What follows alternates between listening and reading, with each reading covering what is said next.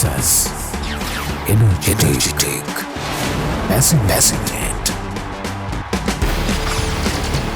goal.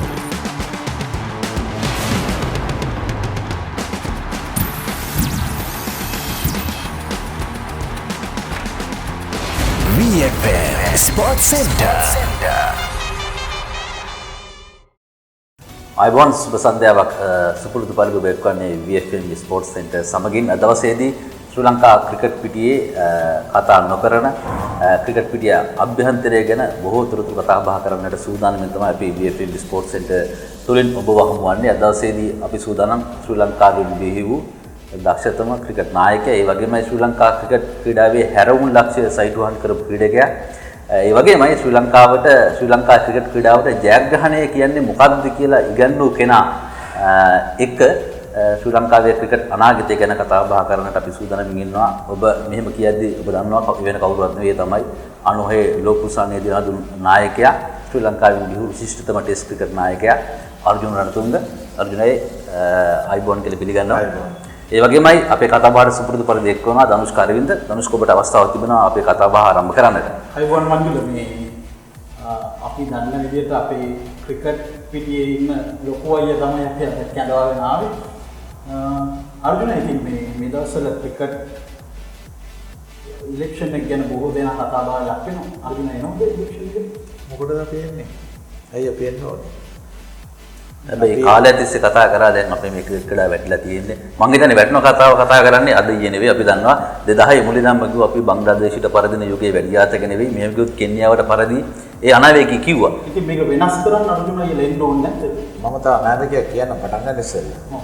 අපි තව ටිකක් කල් යනකොට ලෝක කුසලාන වලට ක්වොලිෆයි රවුන්ඩ් ගහන්න වෙනවා. මම ලියලා තියාගන්න. දැනටමත් ගහනවා 20 ගහනවා 20 20 වලට. හැබැයි වර්ල්ඩ් කප් ඕවර් 50කටත් අපි ක්වොලිෆයි වෙන්න තත්යකට යනවා මේ යන විදිහට. ඉතින් ඒකත් මම පොඩි අනාවේකයක් කියලා පටන් ගන්නවා. ඉතින් ඊටපො ක්‍රිකට් නායකයෙක් ඔබ 96 ලෝක ශූරතාවයේ දිනලා දුන්නු නායකයා.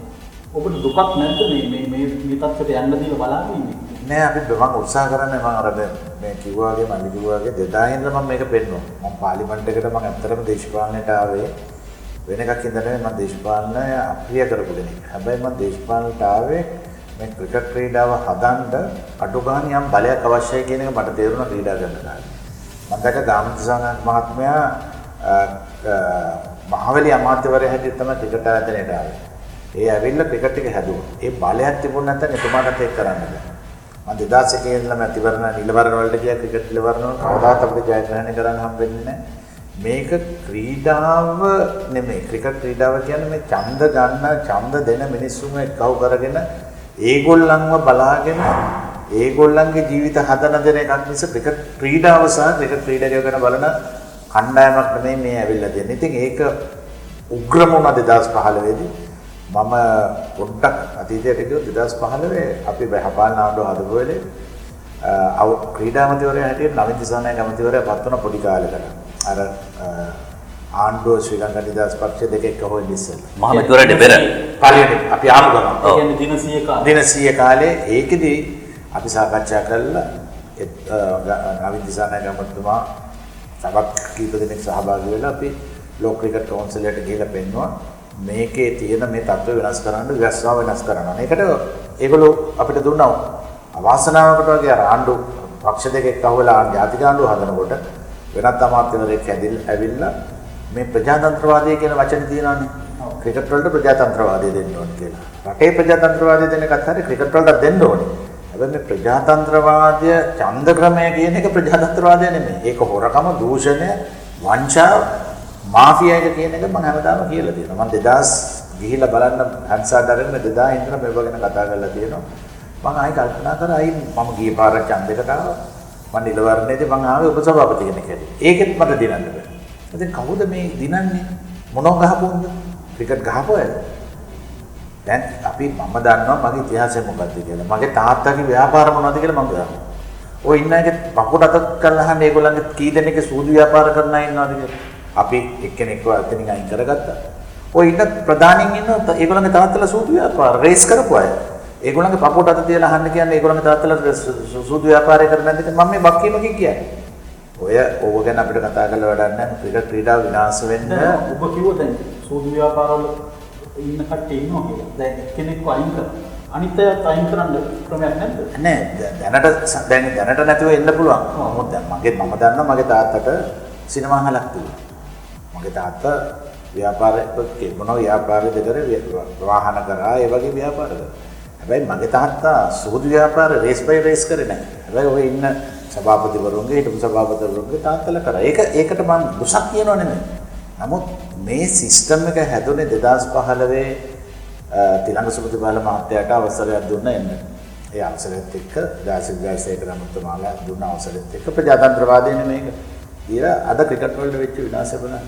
ඉතින් අපි හැබැයි ප්‍රශ්නේ තියෙන්නේ දැන් ඔය තිලංග සුමුතිපාල වගේ චරිත ක්‍රිකට් ආයතනයේ ඉන්නේ 1990 දශකයේ ඉඳලා. ඒ කියන්නේ ඔබවලා වර්ල්ඩ් කප් එක දිනද්දිත් ඔහු ක්‍රිකට් බෝඩ් එකේ විධායක කමිටුව වල සමාජික විදිහට යම් විදිහට හිටියා. හැබැයි ඉතින් දැන් අපිට දැන් මේ වැටීමට හේතුව වුන් සූදු ව්‍යාපාර සහ මේකෙන් ව්‍යාපාර කිරීම නම් එදත් මේගොල්ලෝ හිටියා නේද මෙතන? නෑ එහෙම දෙයක් නෑ. අපි එදා හිටපු එක අද හිටපු එක සූදු ව්‍යාපාරේ පටලවන්න එපා. මේක ඒ දවස්වල පොද සැලසුමක් එක්ක ක්‍රීඩාව ඉස්සරහට ගියන්නේ. ඔව්. සුමුතිපාල මහත්තයා එනකොටත් තිලංග සුමුතිපාල මහත්තයා මගේ මිත්‍ර අපි එකට ඉස්කෝලේ දෙකට ගහලා තියෙන ඒවා වෙනම දෙයක්. නමුත් ලෝක ක්‍රිකට් කවුන්සිලෙන් ගෙනාවා මේ සූදු ව්‍යාපාර වල ඉන්නට මෙවට එන්න එපා කියලා නීති. අනිවාර්යයෙන් ඒක ක්‍රීඩාවේ නීතියක් තියෙනවා. නමුත් මේ ක්‍රීඩාවේ නීතිය ඉන්න ඇමතිවරු වැඩි බලන්නේ නැහැ. හැබැයි අපි උනත් ඒක එච්චර දුරට බැලුවේ නැහැ. මොකද අපි බලුවේ ක්‍රීඩාවට කොහොමද මේ කට්ටිය එකහු කරගෙන යන්නේ කියලා. හැබැයි මේ නීතිය එන්න වෙනකොට ඊට පස්සේ අපිට පේනවා මේ මම දැක්කා 2010 මම ක්‍රීඩා විශ්වවිද්‍යාලයට මම දැක්කා මේකට වෙනම කණ්ඩායම. හැම වෙලේම එකව වෙන. ඔය ඉන්න කණ්ඩායම දැන් අවුරුදු කීයක්ද 2015 ඉඳලා අද ඉන්න සභාපති හැටියට චන්දසිල්ල මහත්තයා ඔය රවින්ද්‍ර වික්‍රමරත්න මහත්තයලා ඉන්න ඔක්කොම 2015 ඉඳලා ආපු සෙට් එකනේ ඉන්නේ. අනිත් ඒගොල්ලෝ දැන් දිස්ත්‍රික්කවල සමහර දිස්ත්‍රික්කවල පැත්ත පළාත දන්නේ නැති දිස්ත්‍රික්ක සභාව. ඉතින් මේක හදලා තියන්නේ කේක් ගෙඩිය ඒගොල්ලන්ට ඕනෙ විදිහට ගන්න. ඉතින් ඒගොල්ලන්ට කාලා දිරවන්න දෙන්නේ නැතුව බඩ යන්න හරි දීලා කරගන්න දෙන්න තමයි තියෙන්නේ. මම එන්නේ නැත්තේ ඒකයි.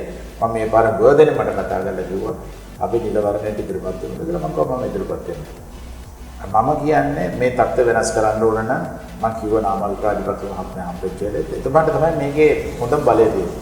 දැන් හොඳම උදාහරණය තමයි අපි අතුරුපාලක මණ්ඩලයේ දාපු එකේ ඒක වෙනසක් කරන්න මයික්‍රෝපාල් සිස්ටම් ජනාධිපතිතුමා ඒකට පොඩ්ඩක් අත ගහලා මේ ඡන්දෙකට යන්නේ කිව්වා.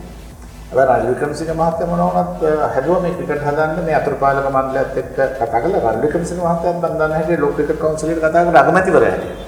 ඒ කාලයක් ඉල්ලුවා මේක ක්‍රිකට් හදලා ඊට පස්සේ ව්‍යවස්ථාව වෙනස් කරාට පස්සේ අපි ඡන්දෙකට යනවා. එතකොට මේ ඡන්ද මාෆියාව මෙලෙට යනවා. ඉතින් මේ සිස්ටම් එක මට එකෙන් එක කිව්වොත් අද ඡන්ද දෙන අයගෙන් 30ක් විතර වැඩ කරනවා ක්‍රිකට් පාලක මණ්ඩලය. ඒගොල්ලන්ට වෙනම ගෙවනවා.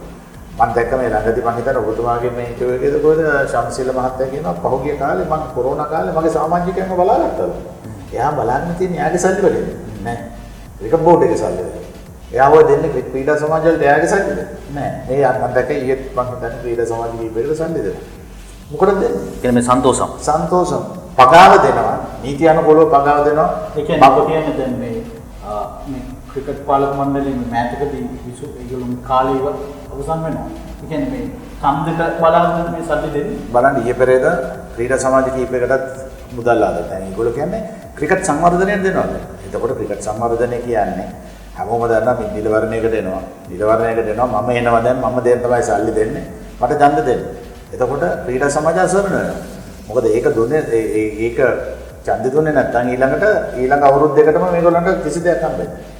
අනිත් එක මම අර කියනවානේ මේ ඡන්ද ක්‍රමය ගැන මේ ඡන්ද ක්‍රමය දිහා බලන්න ක්‍රීඩා සමාජ තියෙනවා මේ රටේ ඡන්ද දෙකක් තියෙන ක්‍රිකට් ගහන්නෙත් නැහැ ග්‍රවුන්ඩ් එකකුත් නැහැ හැබැයි හැමදාම ඡන්ද දෙකට එනවා ඉතින් මේ ඒවට පහුගිය කාලේ මිලියන 5කට වඩා මුදල් දීලා තියෙනවා මෙන්න මෙව තමයි ක්‍රීඩා ඇමතිවරයා හොයන්න ඕනේ මේක මම හොයන්න ඕනේ දැන් ක්‍රීඩා ඇමතිවරයෙක් ඉන්නවනේ මම ක්‍රීඩා ඇමතිවරයාට කිව්වා ඔඩිට් රිපෝට් එක තියෙනවා අතට ගන්න එතකොට තරඟ පාවා දීමේ තියෙන ක්‍රීඩා සමාජ අතට ගන්න අරගෙන බලලා හරි පුදුලෙන් දනුවම් දෙන්න. ඒක එතුමා කරනවද නැද්ද කියන එක අපි කාලෙට බාර දෙමු. මම එතුමාට කිව්වේ මේ වගේ බලයක් කාටවත් දෙන්නේ නැහැ. තාත්තා රටේ අගමැතිතුමා. බාප්පා ජනාධිපතිතුමා. එතකොට ඒ දෙන්න මේවට අත ගහන්න දෙන්නේ නැහැ. නාමල් රාජපක්ෂ මහත්තයා වර්ධයක් කරනවා නම් විතරයි ඒගොල්ලෝ මොකක් හරි කියන්නේ. නමුත් මේ රටේ මහ ජනතාව නෙමෙයි හැම මිනිහම දන්නවා මේ ක්‍රිකට් විනාශය කරන්නේ මේ මිනිස්සු කියලා. දැන් මම උතන කියන 2015 වෙනදා අද වෙනකම් මගේ නෝනා, මගේ දරුවෝ, මගේ අම්මා ඊයේ දැන් නැතිනේ මේක විනාශ වුණා වගේ අතින් පොඩ්ඩක් පැත්තකට වෙලා ඉන්නකො. දැන් දෙන්නකො නෑ එහෙම කරන්නේ නෑනේ. මේ අතර මේක ඉන්නෝන්ගේ ගෑනුන්ටවත් අම්මලා තාත්තලාට ලැජ්ජ නැද්ද? බුල ටිකක් පැත්තකට වෙලා ඉඳපල්ලා කියන්නේ. නෑ ඒගොල්ලෝ යැපෙනවනේ නෙමෙයි. දැන් මම දන්නවා වාහන 10ක් පාවිච්චි කරනවා ක්‍රිකට් ආයතනයේ වාහන 10ක් පාවිච්චි කරනවා මේ honorary post වලට ඇවිල්ලා තියෙනවා. ඒ කියන්නේ ක්‍රිකට් ගෞරව බෝඩ් එකට ආපු ගෞරවාන්තර එන්නේ. අපි සභාපතියට වෙලා හැටියට එන්නේ ක්‍රිකට් බෝඩ් එකෙන් ගන්නට. ඒ කියන්නේ වැටුප් ලබන තනතුරක් නෙවෙයි. ඔව් වැටුප් ලබන්න ඕනේ නැහැ. වෙන වෙන දේවල් ලබනවානේ. අපි දැක්ක පහුගිය කාලේ ලෝක කුසලාන තමගාවලියට යනවා. ලොකෝ සෙනගක් යනවා. මේ ක්‍රිකට් බෝඩ් සල්ලි වල යනවා. ඊළඟට අපි දැක්ක පත්තල ගහනකොට මේ ප්ලේන් යවනවා. මොනවද මේ රටේ ක්‍රීඩාව ගමේ දරුවන්ට මැට් එක බෝලේ තියෙනවා. ඉතින් මේක හදන්න ඕනේ නැත්තම් මම එක පැත්තකින් මම හරි ආඩම්බරයි. මම ක්‍රීඩාවට නම් අද නැහැ. ක්‍රිකට් වලට නැහැ. මම ක්‍රිකට් වලට කරන්න ඕන දේවල් කරලා තියෙනවා. මම හදන්න හැදුවා. ඊට ප්‍රැමතිවරුන්ට කිව්වා, ජනාධිපතිවරුන්ට කිව්වා. පුදුම උත්සාහයක් ගත්තා. මම අවුරුදු 20ක් මම හිතනවා දැන් ඇමතිවරු තීරණ ගන්නවා. ඇමතිවරුන් අල්ල ගන්නවා නම් අපේ වෙන්නේ අර අපේ යහපාන ආණ්ඩුව වෙන්නේ මොකක්ද දැන් අපි ආයෙ හොරවල්ලානේ. ඒක තමයි 2015 ආණ්ඩුවක් හැදුවා. ආණ්ඩුව හදද්දි කිව්වා අපි මේ හැමදේම වෙනස් කරන්න ඉන්න කියලා. හැබැයි දැන් ආණ්ඩුව හදපු අය පැත්තකදී ආණ්ඩුවට විරුද්ධව ගියපු අය ඒ ආණ්ඩුව හදපු එකේ ප්‍රබලෙක් තමයි අර්ජුන. ඔව් හැබැයි ආණ්ඩුව කියන්නේ ඔබටත් බැරිුණාද මේ ක්‍රිකට් එක හදන්න? අපිට තියෙන්නේ මම හැම දෙයකට මත ගහන්න අපි පෙන්නලා දෙන එක අපේ දෙයක්. අපිට ඕනේ මොකක්ද? ඔබේ ආණ්ඩුවෙන් කරලා තිබ්බ කියලා. අනිවාර්යෙන්ම අපේ වෙලා තියෙන අපි ආවේ හොරවල්ලට හොරු අපි ආවෙන්න ඕනේ. ඒක නෙවෙයි. හොරු ඇවිල්ලා අපේ මිනිස්සුන් අල්ලනවා. මේක ඇත්තටම නිලතල තියෙන මිනිස්සු දන්නවා එක එක්කෙනාගේ දුර්වලතාවය. දැන් ඔයගොල්ලෝ ඉතිහාසයේ ගිහිල්ලා බලන්න මේ 2015 ඉඳලා හිටපු ක්‍රීඩා ඇමතිවරුන්ගේ ආසනවල ක්‍රීඩා මේ පිට්ටනි කීයක් හදලා තියෙනවා. ඒ පිට්ටනි හදලා තියෙනවා සල්ලි ගිහිල්ලා තියෙනවා. මේ වක්කීමකින් කියන්නේ මම නම් කියන්න ඕනේ නැහැ. ඔයගොල්ලෝ බලන්න හිටපු ඇමතිවරුන්ගේ ක්‍රීඩා සමාජ කීයකට සල්ලි දීලා තියෙනවා. එතකොට ඒගොල්ලෝ තීරණ ගන්න නැහැ. ඉතින් මෙන්න මේ தත්ත්වය. ඉතින් මේකට එන්න ඕනේ හොඳ දක්ෂ හොඳ පණ තියෙන තීරණ ගන්න පුළුවන් සල්ලි වලට දානාන්තර වලට නැමෙන්නේ නැති මිනිහෙක් ආව දවසට මේ ක්‍රීඩාව හැදෙනවා. එතකන් මේක හැදෙන්නේ. දැන් මීට කලින් වතාවේදී නිශාන්ත රණතුංග මහතා ඔබගේ සහෝදරයා සමග ආවා එක සන්දානයකින් නිලවරණයට. මෙවර ඔහු ඉදිරිපත් වෙන්නේ නැද්ද? මම දන්නේ නැහැ මම ඒක ගැන මත් එක්ක කතා කරන්නේ නැහැ. නිශාන්තට මම කිව්වේ බොරුවට මේ රටේ මිනිස්සුන්ට පෙන්නන්න මුන් ටික තමයි බොරු මුන් ටික තමයි මේක විනාශ කරන්නේ. අපි මේකට ඇවිල්ලා පරදිනා ඊට වඩා හොඳයි. මුන්ට ඡන්ද කරගෙන මේ ක්‍රිකට් එකේ තුරු ටික විනාශ කරන මිනිස්සු එක තත්ත්වයකට මිනිස්සු ගල් ගහන තත්ත්වයකට. ක්‍රිකට් බෝඩ් එකට ඇවිල්ලා බෙල්ලෙන් අඳලා ඉඳ දාන තත්ත්වයක් තව වැඩි කල්ලන්නේ නැහැ. මොකද මේ රටේ මිනිස්සුන් මේක ආගමක් මේ ක්‍රිකට් කියන එක ආගමක්. මේ මිනිස්සු පුදුම ආදරෙන් මේ ක්‍රීඩාවට අද ක්‍රීඩාව බලන්නේ නැහැ. කලකිරෙන්නේ. මම දන්නවා මම මේ ඔය සමාජ ජාලවල බලන්නේ වෙයි මම එකපාරක් කිව්වා මේක මට බාර දෙනවා අත ගහන්නේ නැතුව මම මේක හදලා දෙන්නම් අවුරුදු දෙකයි මට ඕනේ. හැබැයි මම තීරණ ගන්න තීරණ වල අත ගහන්න එපා. සමහරවිට එක එක ඇමතිවරුන්ගේ තාත්තලා පුතාලා මේ අවුවේ මේවට හැබැයි මම ඒවට අත ගහන්න බෑ. එහෙම දෙනවා නම් මට දෙන්න අවුරුදු දෙකක් මම හොඳට මේක හදලා දෙන්න. අවුරුදු දෙකක් යනකොට මට මේක කරන්න බැරි නම් මම දන්නවා එතකොට යනවා මම යනකම් අතුරුපාලක කමිටුවක් ආවොත් ඒකේ සභාපතිත්වය ගන්න අනුමත සූදානම්. අතුරුපාලක මණ්ඩලයක් එනවා නම් එන්න ඕනේ හොඳ අතුරුපාලක මණ්ඩල නැතුව අමතුමාගේ යාළුවෙකුයි ජනාධිපතිතුමාගේ යාළුවෙකුයි තව එක්කෙනෙක්ගේ යාළුවෙකුයි දාන්න බෑ. මේකට ක්‍රිකට් සම්බන්ධ පුද්ගලයොත් එක්ක පරිපාලනය කරන්න. මම 2008 අතුරුපාලක මණ්ඩලයේ සභාපති වෙලා. ජාත්‍යන්තර ක්‍රිකට් කවුන්සිලෙන් ඊට අවස්ථාවක් තියෙනවා. දෙනවා අනිවාර්යයෙන්ම දෙනවා. මම දන්නවා 100% ක්‍රිකට් ජාත්‍යන්තර ක්‍රිකට් කවුන්සිලය දන්නවා මෙතන තියෙන විනාශය. ඇයි ජාත්‍යන්තර ක්‍රිකට් කවුන්සිලය මේ රටේ තරඟ දූෂණ සඳහා කාර්යාලයක් ඇන්ටි කරප්ෂන් කාර්යාලයක් දැන්. එන පරණ පාකිස්තානයේ බවට ලංකාවපත් වෙලා ඉතින්. පාකිස්තානයට දැම්මේ නැහැ නේ කවදා. දැන් ඉන්නේ තමයි අපිට අමතක කරලා තියෙන්නේ. පාකිස්තානයට කවදාවත් තරඟ පාවා දීමේ කාර්යාලයක් දැම්මේ නැහැ. හැබැයි අපේ වාසනාවට අපේ මිනිස්සු මේ කරලා තියෙනවට මේ බලන්න මේ තරඟ පාවා දෙන්න විතරක් නෙමෙයි කරප්ෂන් කියන එක නේ. එතකොට බලන්න අපේ රටේ මුදල් යනවා පිට account එකට. මම දැක්ක කෝප් එකේ සභාපතිතුමා කියන මේක ඉක්වරි කරනවා. මම අපි දන්නේ නැහැ. හැම එකනම දන්නේ නැහැ. අර කියනනේ හැමෝටම ලේසිම දේ මම දන්නේ නැහැ. ඉතින් දන්නේ නැත්නම් ඔතන ඉඳගෙන ඉන්න ඕනේ නැහැ. ඉතින් මේ සිස්ටම් එක ගිහිල්ලා තියෙන්නේ මේ 2015 විතර නෙමෙයි. මේක පහුගිය අවුරුදු ගාණක් තිස්සේ අප සිස්ටම් එක.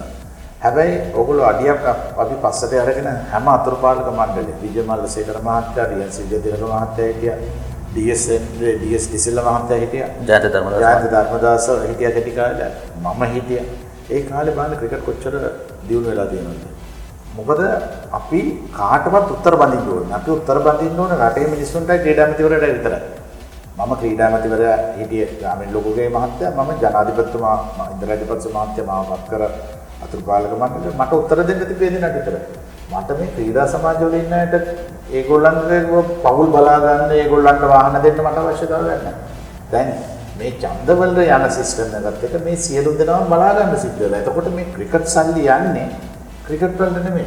එක පවුල් වලට. ඒක හොඳම උදාහරණයනේ. මම 2000 ඡන්ද ඉල්ලන්නේ 2001 මගේ ක්‍රීඩා සමාජයව මට ඡන්ද දුන්නේ නැති සබ්දයක් තිබ්බහම එතනින් එහාට මොනවද කතා කරන්නේ? ඉතින් පහුගිය කාලේ අපි හැමෝටම කතා කර ක්‍රීඩා සමාජවල. මේ ක්‍රීඩා සමාජවල ඉන්න හොඳම අය අහනවා අපිට මොනවද දෙන්නේ? නෑ අපි ක්‍රිකට් දිනු කරන එක අපිට අදාළ නෑ සර්. සර් අපිට මොනවා හරි දෙනවා නම් අපි ඡන්ද දෙන්න. අපිට මේ පගාව මේක රාජකීය පගාව ගන්න ආයතන.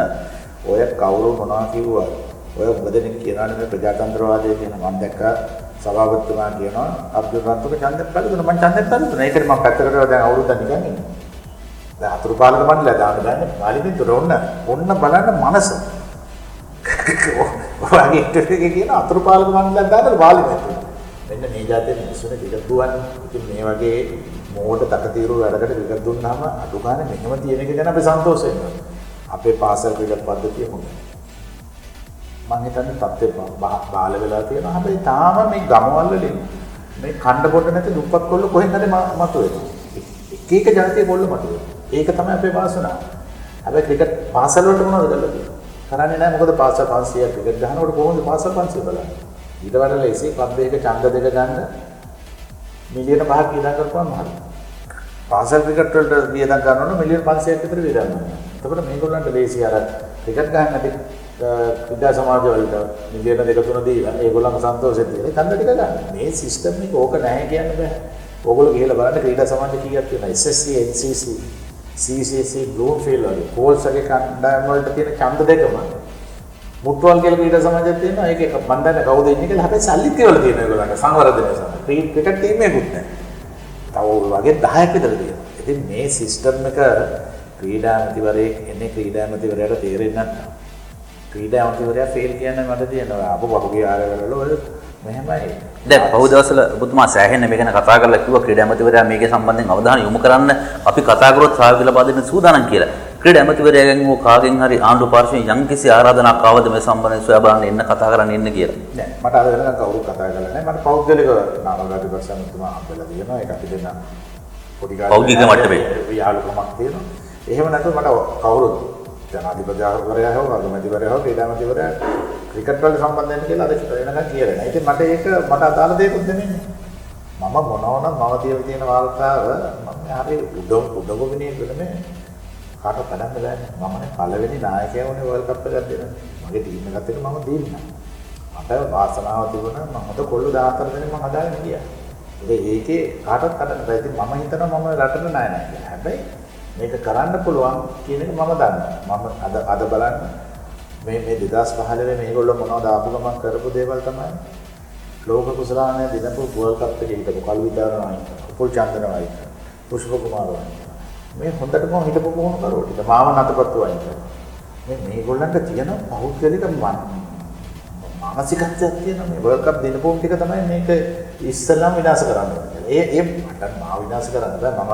ඒ කියන්නේ ඒගොල්ලෝ මේ අර්ජුන රන්තුංගත් එක්ක තියෙන සම්බන්ධතාව නිසා මේගොල්ලෝ ඉවත් සමානලට ඒක වෙන්නේ නැතිද මේ ළමයි මගේ සහෝදරයෝ වගේනේ. අපි එකට ඉන්නේ, අපි එකට වැඩ කරන්නේ, අපි එකට වත් දේවල් කරන්නේ.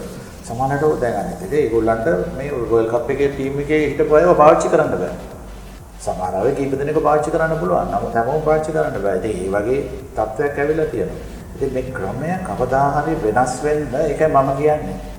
කොන්ද ගෙලින් තියාගෙන වැඩ කරන්න පුළුවන්, තීරණ ගන්න පුළුවන් ඇමතිවරයෙක් කියන්නේ. දැන් මම අහන ප්‍රශ්නෙට උත්තරයක් කරන්නේ අරුණයි.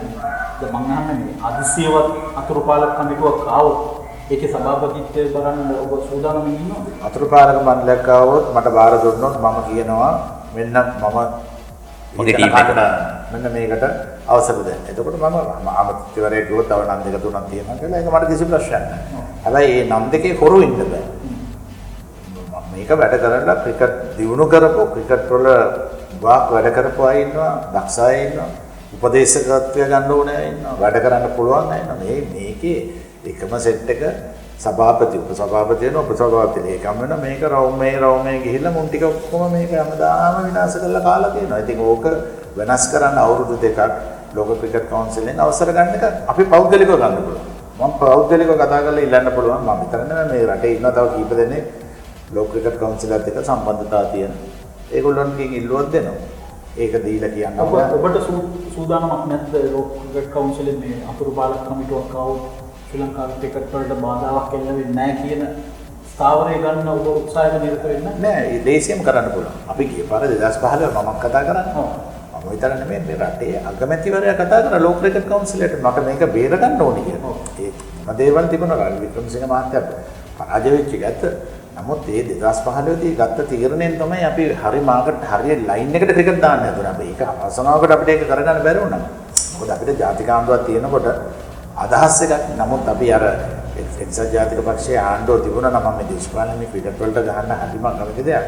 නමුත් අපි ඒක තව අවුරුද්දක් දෙකක් හරි තිබුණා නම් අනිවාර්යයෙන්ම අපිට මේ වෙනකොට අපි ක්‍රිකට් එක හදලා. හැබැයි ඒ නවීන් ගත්ත තීරණය ඒක වෙනස් වුණ මේ ප්‍රජාතන්ත්‍රවාදය කියන වචනයත් එක්ක මිනිස්සු ඇවිල්ලා ඒගොල්ලෝ විනාශ කරා විතරක් නෙමෙයි ක්‍රිකට් ඒගොල්ලෝ තම්බ කරගන්න තත්ත්වයකට. ඉතින් මේ ක්‍රමය තමයි අතුරුපාලක මණ්ඩලයක් ආවොත් ඒ අතුරුපාලක මණ්ඩලය අපි කියන අපි කණ්ඩායම කියලා ගන්න. අපි කාටවත් උත්තර බඳින්න ඕනේ නැහැ. අපිට ක්‍රීඩා සමාජවලට උත්තර බඳින්න ඕනේ නැහැ. අපි සැලසුමක් හදන්න ඕනේ. කොයි ක්‍රීඩා සමාජයද අපි හදන්න ඕනේ.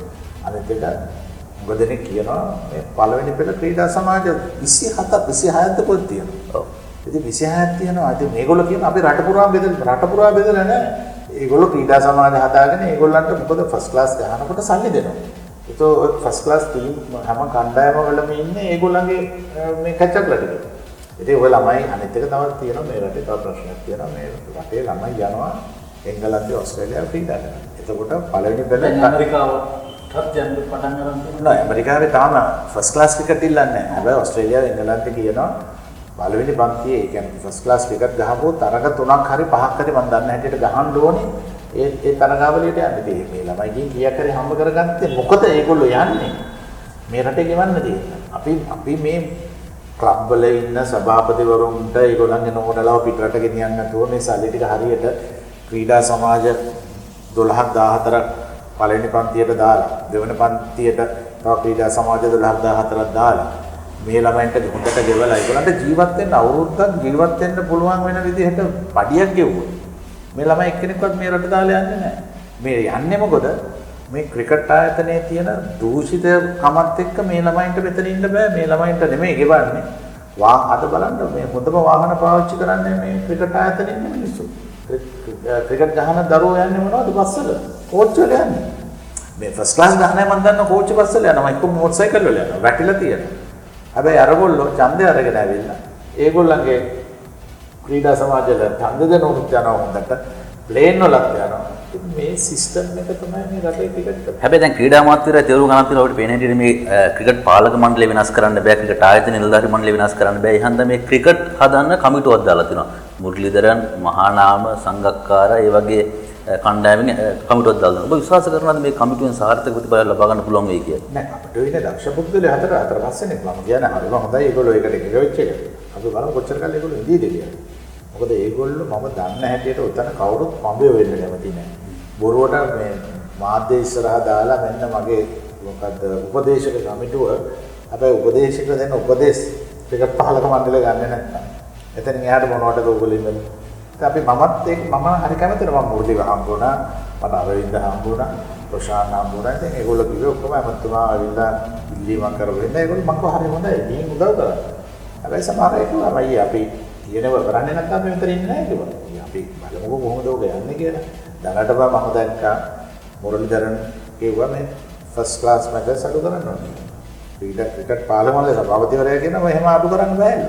ඉතින් මුරලිධරන්ට රෙද්දක් මේ කමිසර් චැට් එක ඇඳගෙන එතන ඉන්න පුළුවන්. ඒතකොට මේ මිනිස්සු ඔතන ඉන්නේ නැහැ. මෙන්න මේ ප්‍රශ්නේ එනවා ඉස්සර නාමල් රාජපක්ෂ මහත්තයාට මේ මම හිතන්නේ සමහරලාට වෙනම ටිකක් ගත්තා නම් හොඳයි කියලා හිතේ තව ටිකක් කල් යනකොට මොකද මේක තීරණ ගන්න ඕන කෙලින් තීරණ ගන්න ඕනේ තත්ත්වයක්.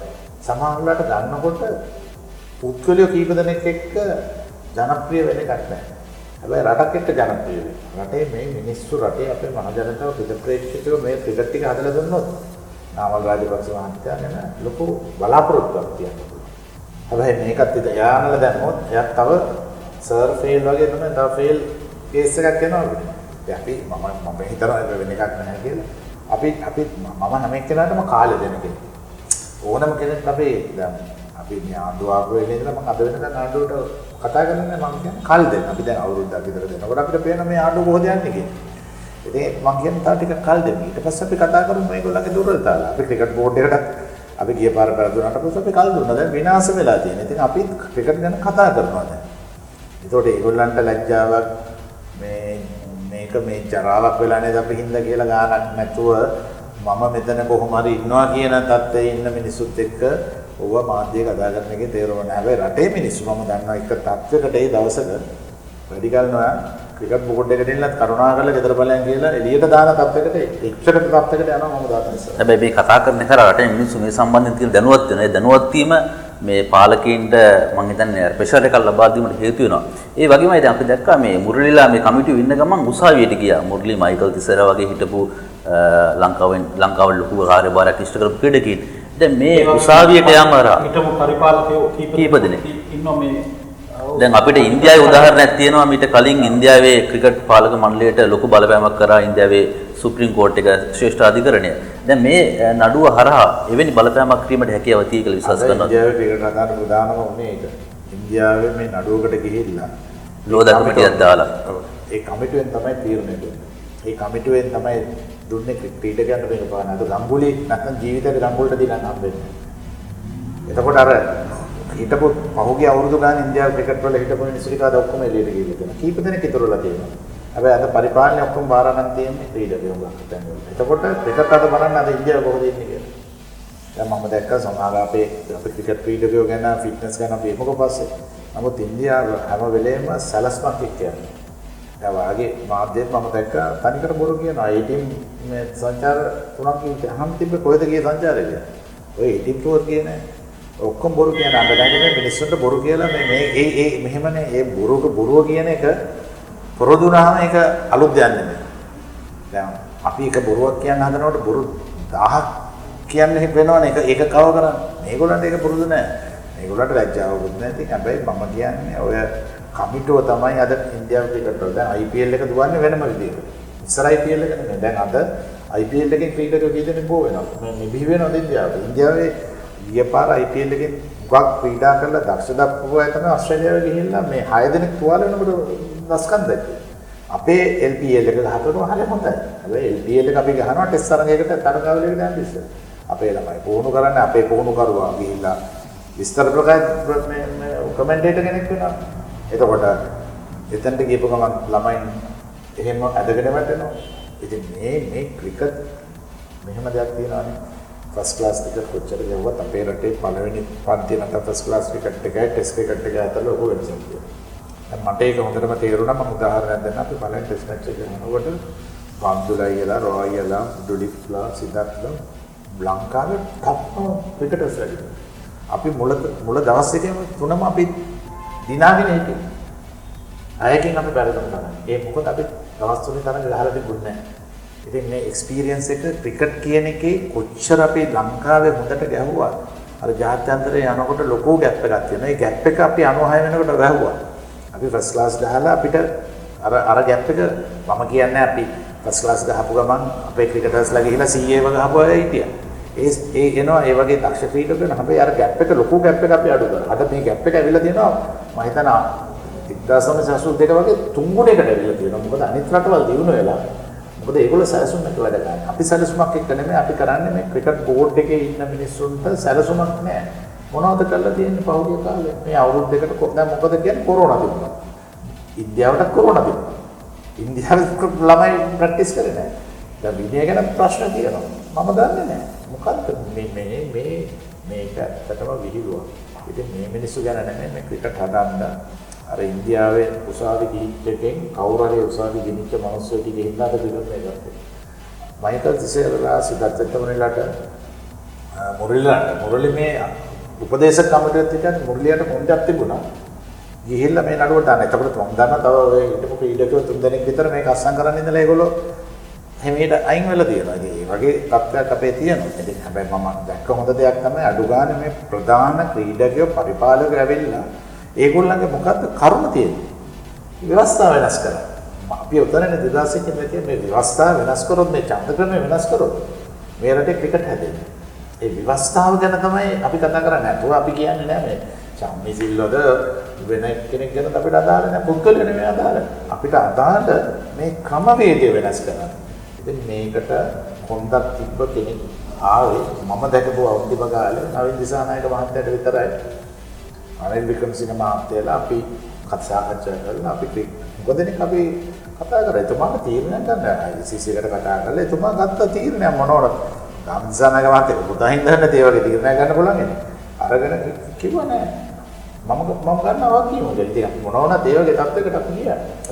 ඒ වගේ අවාසනාවන්ත දේවල් අපේ ආණ්ඩුව කාලෙත් සිද්ධ වුණා. ඉතින් මම ඒක හැමදාම කියන දෙයක්.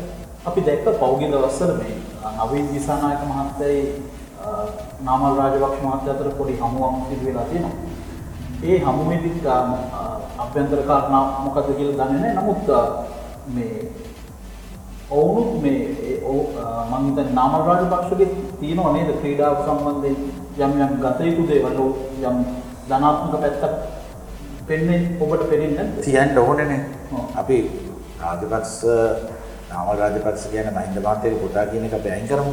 නමුත් නාමල් රාජපක්ෂ කියන ක්‍රීඩකයා මේ රටට ක්‍රීඩා කරලා තියෙනවා. නායකත්වයෙන් දරලා තියෙනවා. එතකොට ජාත්‍යන්තරේ ක්‍රීඩාව ගැන අඩු ගන්න දැනීමක් තියෙනවානේ. අනිත් එක නාමල් රාජපක්ෂ මහත්තයා ක්‍රීඩාවත් එක්ක ජීවත් වෙච්ච කෙනෙක් නේ.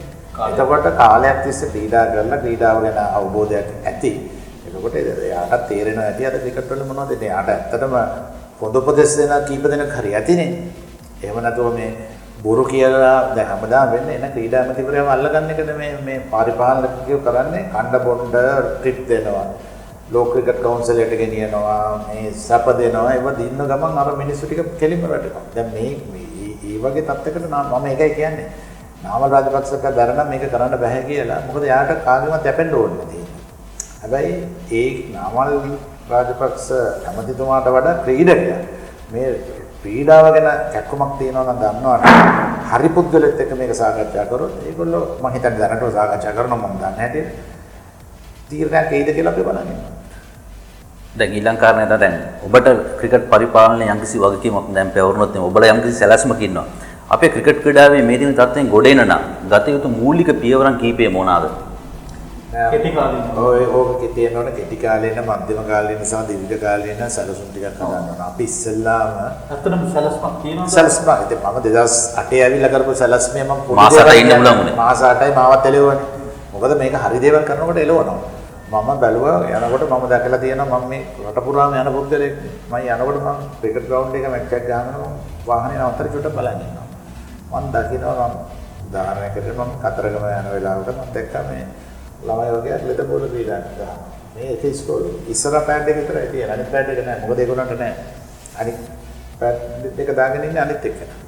ඉතින් ඒ වගේ මේ අපේ ලෝක කුසලාන දෙකක් දෙන 50 ඕවර් එකයි 22 එකක් දෙන කොරටක ක්‍රිකට් ගමේ ගහන්නේ මෙහෙම. ඉතින් මෙව්ව මේ පරිපාලනයට තේරෙන්නේ නැහැ. ඉතින් මම දකිනවා මේ දක්ෂයෝ උගා කෝණ තරම් ඉන්නවා. අපිට සැලසුම් කීපයක් කරන්න ඕනේ. ඉස්සෙල්ලාම පාසල් ගැන වෙනම සැලසුමක් හදලා ඒගොල්ලන්ට අවශ්‍ය පහසුකම් දෙනවා. පාසල් වල ක්‍රිකට් පුහුණු කරන්නේ දැන් මම 2008 ආපු වෙලේ අපි මුළු 1000 ගානක් ගෙනලා ට්‍රේන් කරා ලෙවල් 1 කෝච්. දීලා අපි කාඩ් එකක් දීලා කිව්වා මේක නැතුව පිට්ටනියට කාටවත් බහින්න බෑ. එතකොට අර ළමයාට හරි දෙන්න උගන්වන්න ක්‍රිකට් ගහප නැති කෙනෙක් වුණත් ක්‍රිකට් ඉගෙනගෙන යන්න උගන්වන්න. ඊළඟට අපි පාසල් සංවර්ධන වැඩ පිළිවෙල කරා. ඊළඟට අපි ක්‍රීඩා සමාජවල තත්ත්වය දියුණු කරන්න අවශ්‍ය පාසුකම් දුන්නා. අපේ මම එනකොට 2008 අපිට ජිම් එකක් තිබුණේ නැහැ. අපි පළවෙනිම කරේ මම ක්‍රිකට් ටික ඔක්කොම ගෙනිච්ච ගෙත්තරාම ගෙනිලා ජිම් එක පටන් ගත්තා. නෙට්ස් පටන් ගත්තා. දෙවෙනි අදියර මට තිබ්බේ ස්විමින් pool එක හදන්න. අපිට ස්විමින් පූල් එකක් අද වෙනකොට නැහැ. මොනවද මේ අවුරුදු 25ක් ලෝකෝසලානියක් දෙන්න. අද වෙනකන් අපිට කියලා ස්විමින් පූල් බංග්ලාදේශ වගේ රටවල් ගොඩක් ඉස්සරහට ගිහිල්ලා. නෑ ඒගොල්ලන්ගේ ඉන්නේ සැලසුමක්. ඒ ක්‍රීඩා කරපු අය ඉන්නවනේ පරිපාලනේ. මෙතන එක්කෙනෙක්වත් ඉන්නවද අද ෆස්ට් ක්ලාස් ගහපු අය ඉන්නවද? ජාතික කණ්ඩායම නියෝජනය කරපු එක්කෙනෙක්වත් නෑ මුලදී. මුලදී මම හිතන්නේ 20ම නෑ. එතකොට කොහොමද ජාත්‍යන්තරය ගැන හිතන්නේ? ඒගොල්ලෝ හිතයි ක්ලබ් ගන්න. ඉතින් මේ හරි සමහර අය මාත් එක්ක මේ කිව්ව ගමන් තොන් ගන්න තරම් මේ ක්‍රීඩා සම්බන්ධව කරන්න ඕනේ. ෆස්ට් ක්ලාස් ටීම්ස් ගේන්න ඕනේ 14 12කට ගෙනාවත් උගක් හොඳයි. හැබැයි ඊළඟට මම හිතන්නේ මේ අපි පුද්ගලික අමනාපකම් මොනවත් ක්‍රීඩා වෙනුවෙන් ගත යුතු තීරණ ගන්න ඕනේ නේද? ඒක ගන්න ඔය පුද්ගලයාට ගන්න බෑනේ. මොකද ඕගොල්ලෝ ඡන්දයෙන් යන්නේ නැහැ. දැන් අපි මම ආව කාලේ අන්තර් කමිටුවේ මම කරන්නත් හැදුවේ ඡන්ද ටික අඩු කරා. ෆස්ට් ක්ලාස් ටීම්ස් 12ක් මම හැබැයි 14ක් වුණා මට ප්‍රශ්නයක්. තව 14ක් තියෙනවා. එතකොට පළවෙනි කණ්ඩායමේ ඉන්න අය දෙවනියට ඒ කියන්නේ අන්තිමට මෙන්න දෙන්න පල්ලෙහාට යනවා. පල්ලෙහා හොඳට කරන දෙන්න උඩට එනවා. ඒ වගේ ක්‍රමයක් තිබ්බා. ඉස්සර තිබුණා ඒක. දැන් මම SSC එකට ගහනකොට අපේ මම ආවේ දෙවෙනි කණ්ඩායමට ගහන්න. මට අවුරුදු 14යි. හැබැයි මාව අවුරුදු 16 15 වෙනකොට මම පළවෙනි කණ්ඩායමට ගැස්සුවා මැච් දෙකක් විතර. ඒ දුන්නා මේක කොහොමද මෙයාට මේක උරොට්ටු දෙනවද කියලා. එතකොට අර ඒ වගේ එතකොට දැන් අශාන්ත ඩිමෙල් පළවෙනි කණ්ඩායමේ ගහනමයි යනකොට යාව ෆේල් වෙච්ච ගමන් පල්ලෙහාට වෙනවා. ගණමන් ඇන්ඩ්‍රි කියලා තිබුණේ ඒක අද අයින් කරලා තියෙනවා. අන්ඩර් 23 අද ටිකට් අයින් කරලා තියෙනවා. ඉතින් ඉස්කෝලෙන් එළියට එන ළමයෙක්ට තම අවුරුදු 23 15 කණ්ඩායමේ ගහනකොට තමයි අවුරුදු 13ක්. හැබැයි 23 15 තරංගාවලේ සෙල්ලම් කරනවා කියලා මේ මං කරපු චෝදනාවකදී උන් කිව්වා. නෑ ඒක නෑ නේද බෝල බලන්න එහෙම ගන්න නෑ.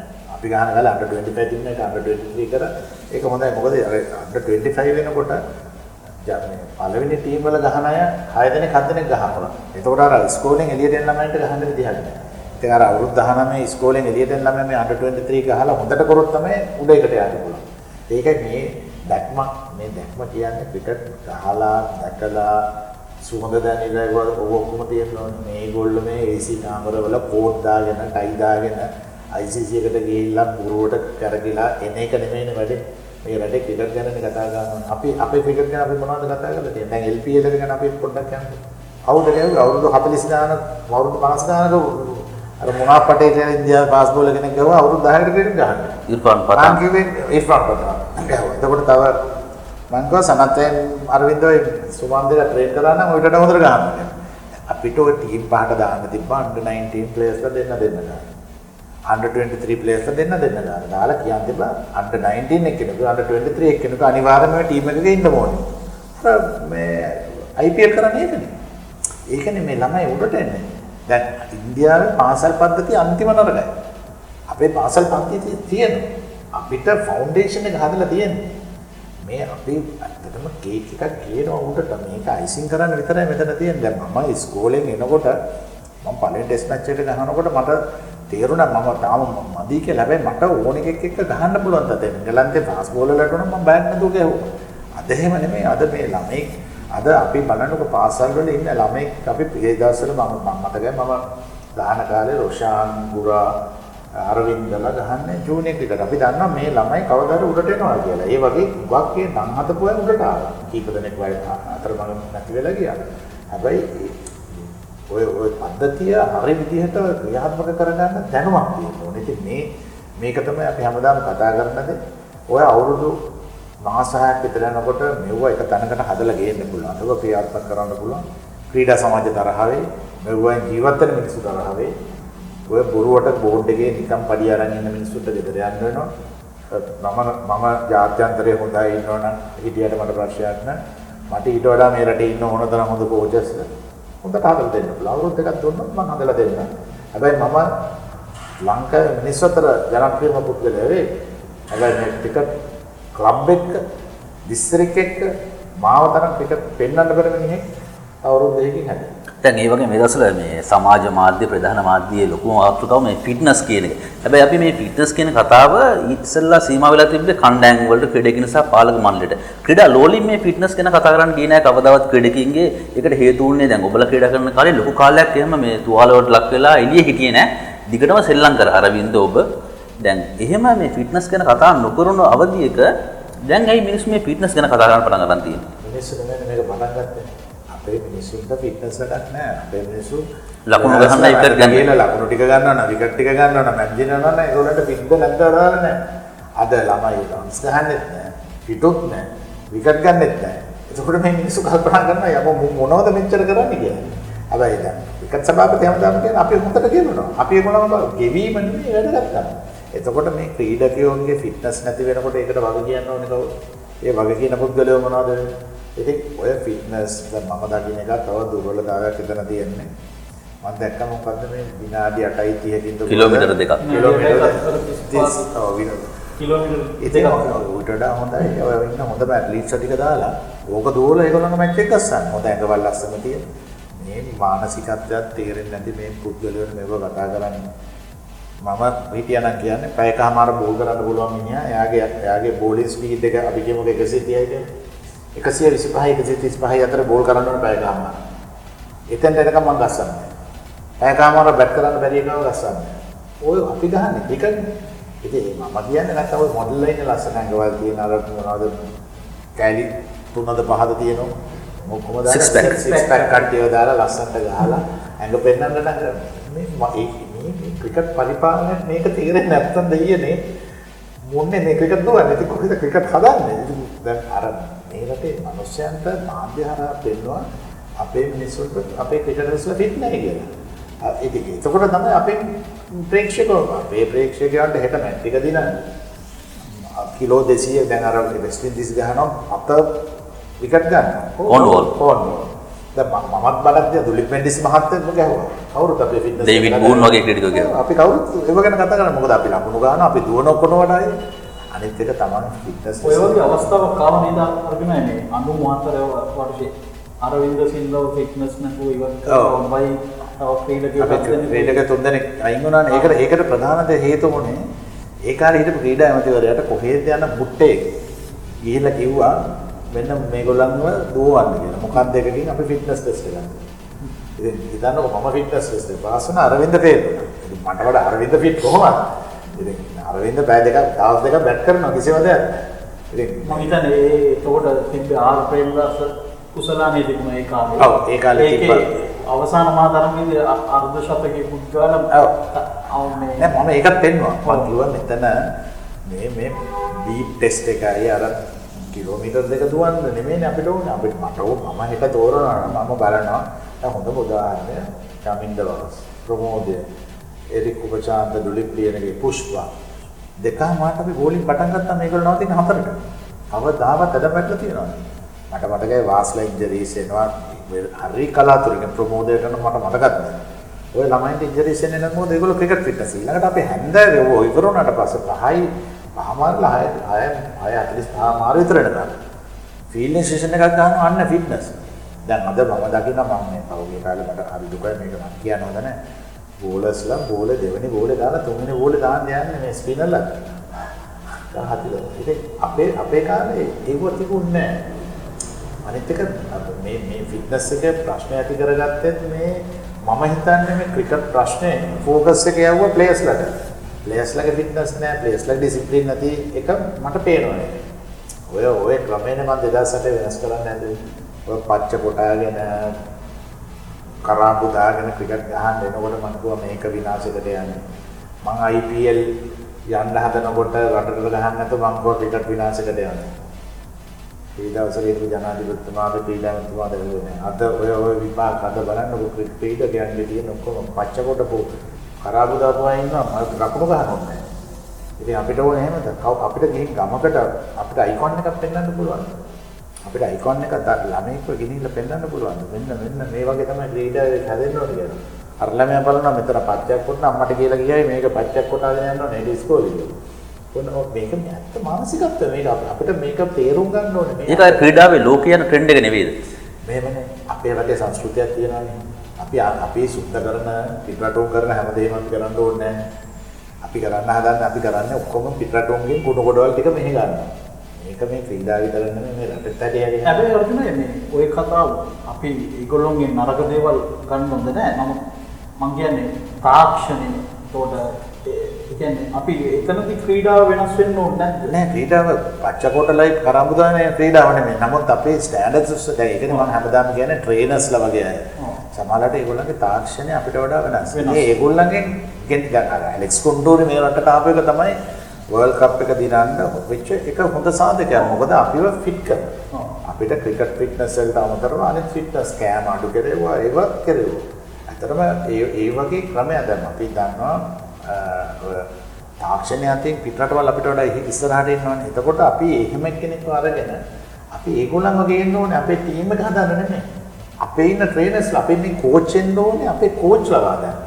නැත්නම් මේ පිටරට කෝච් කෙනෙක් අපිට අවශ්‍ය නැහැ. මේ ලොකු ගාණක් දීලා ගේන්න. එයා හොඳ නම් ඇවිල්ලා එයා අපේ ඉන්න පුහුණු කරුවෝ ටික කෝච් මේ සිස්ටම් එක තේරෙන්නේ නැති එක නේද? මම ඉන්න කාලේ මම කිව්වා අපේ ඉන්න ඕන තරම් බැටිං මේ රටේ දක්ෂම අපි හිටපු ටෙක්නික් එක හොඳම තමයි සිද්ධාර්ථ එක්කමනි මඩුගල්ල මාව මහේල සංඝකර්තා හොඳයි හිටියා අරවින්ද මම එතනින් නවත්තන්නම්.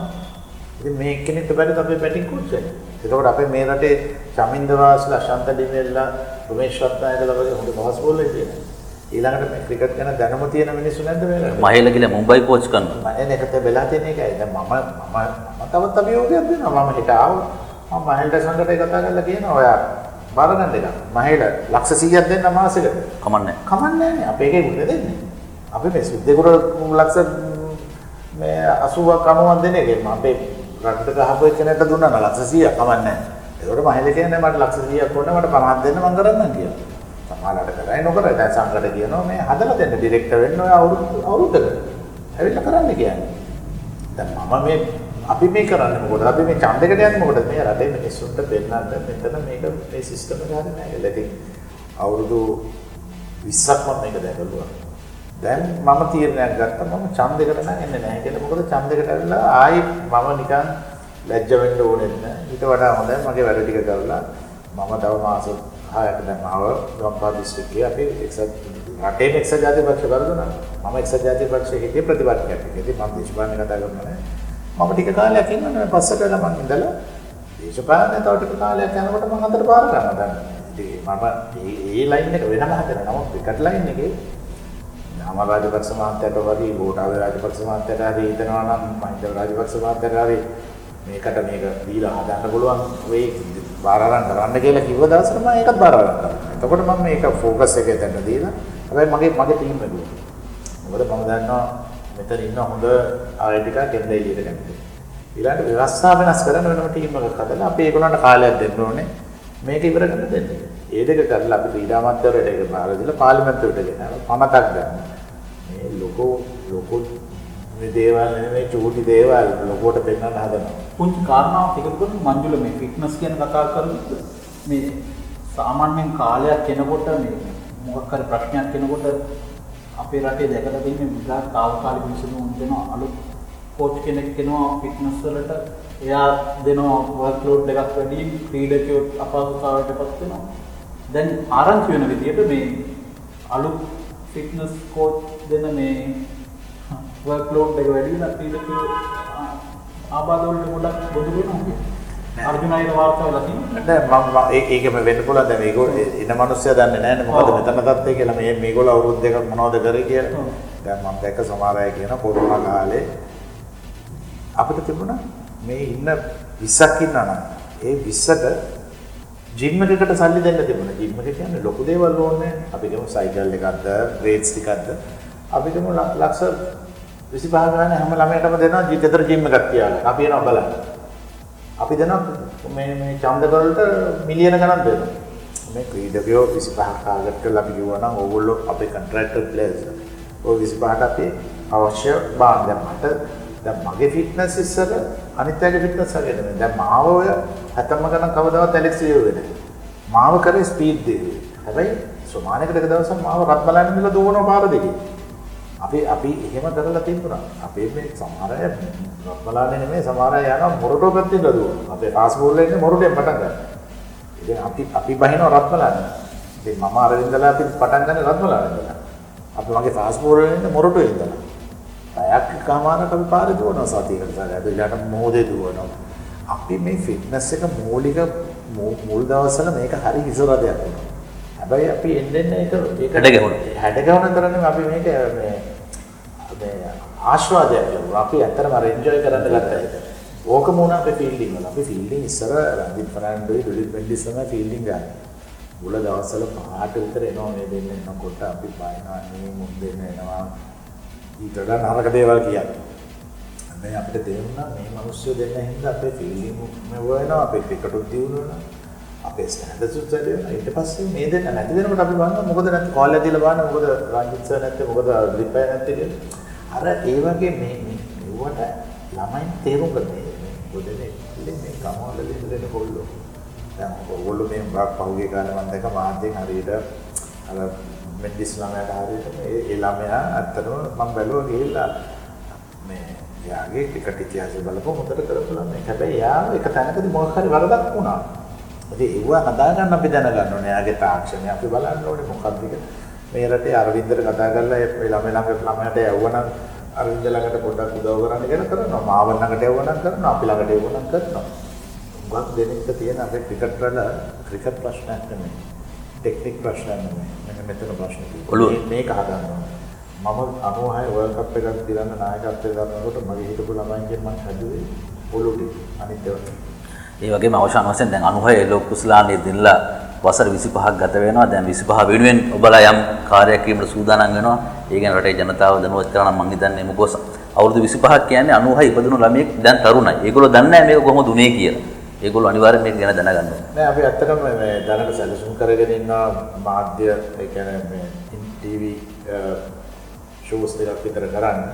ඊට අමතරව අපි පොඩි උත්සවයක් මේ එකම දේ මම වෙලෙම දෙපාරක් අපි පිළිගුවා අපි හැම වෙලෙම කතා කරන්නේ මේ කොරෝනා ප්‍රශ්නයත් එක්ක අපිට මේක රටේ නීතියත් එක්ක තමයි අපිට මුහුණ දෙන්න.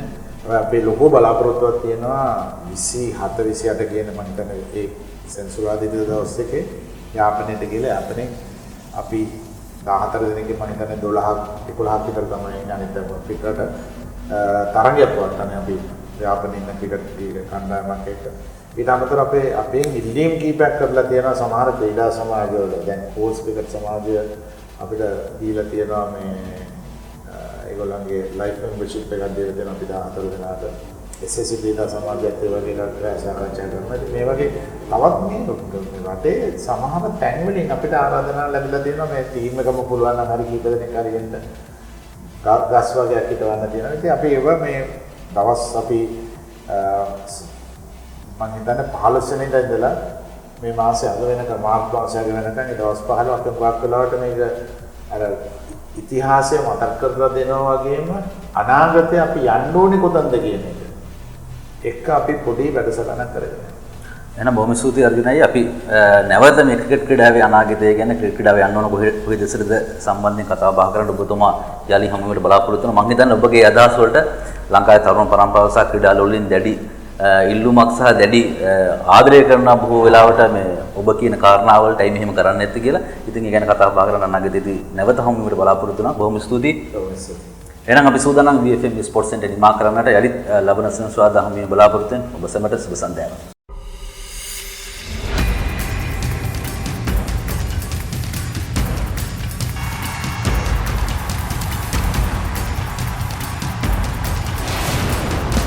Success, energetic, passionate, goal,